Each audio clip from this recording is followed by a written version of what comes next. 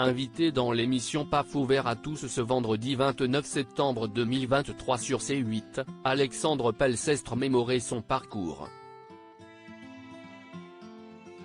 Surtout connu du grand public pour son rôle dans Caméra Café, il a raconté comment il a débuté avec Les Nuls grâce à son ami d'enfance Dominique Farrugia.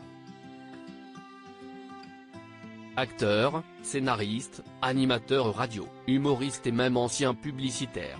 Aujourd'hui âgé de 61 ans, Alexandre Pell multiplie les casquettes, même si le grand public se souvient surtout de son rôle emblématique dans Caméra Café. Il interprétait le rôle de Sylvain Muller, le comptable naïf aux lunettes rondes. Un personnage qu'il interprétait avec drôlerie et talent, aux côtés de Bruno Solo et d'Yvan Le Bolloc notamment.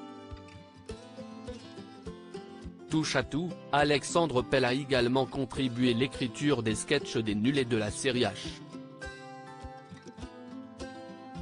dont l'émission PAF ouvert à tous, diffusée sur C8 vendredi 29 septembre 2023, il est revenu sur sa belle carrière dans l'audiovisuel, démarré grâce à un ami d'enfance. Alexandre Pell, si est-il trop bien, de dire des conneries et d'être payé pour. Son amitié avec Dominique Farrugia lui a permis de changer de vie et de mettre un pied à Canal+. Je suis ami d'enfance avec Dominique Farrugia, a-t-il dit en introduction. Avant de revenir plus amplement sur son parcours. À l'époque, il occupe un poste de créatif dans la publicité.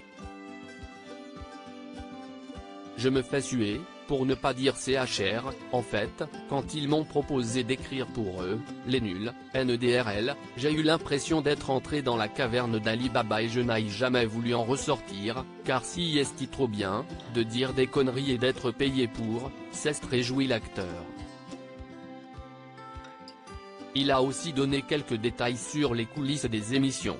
Si, à l'époque, tout était écrit à l'avance, il y avait aussi beaucoup de happening. On pouvait se permettre d'improviser car il y avait beaucoup de travail en amont, a-t-il précisé. Une époque bénie pour l'humour avec humilité, il a aussi confirmé qu'il était à l'origine de beaucoup des publicités humoristiques inventées par les Nuls dont beaucoup ne passeraient plus à la télévision aujourd'hui en raison de leur aspect un peu trop trash. C'était une époque qui était bénie.